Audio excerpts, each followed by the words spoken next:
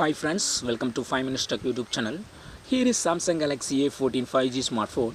In this video you will learn how to turn off tiling keyboard vibration in your phone Samsung Galaxy M14 5G. Suppose if you experience vibration while typing from the keypad of your phone, this is tiling keypad, and if you dial some numbers, if you experience any vibration, yes, I experience vibration. And if you don't want this vibration, and if you would like to turn off this vibration, yes, you can do it. Just go to the settings of your phone here, and then go to sounds and vibration, then go to system vibration, and here you will see dialing keyboard vibration is already turned on. Just turn off this button, and now go to the tiling keyboard and type.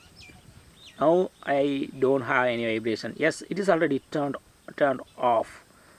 Now I have turned off. So in this way you can easily turn off tiling keyboard vibration in your phone Samsung Galaxy A14 5G. That's all friends. Thanks for watching. Bye.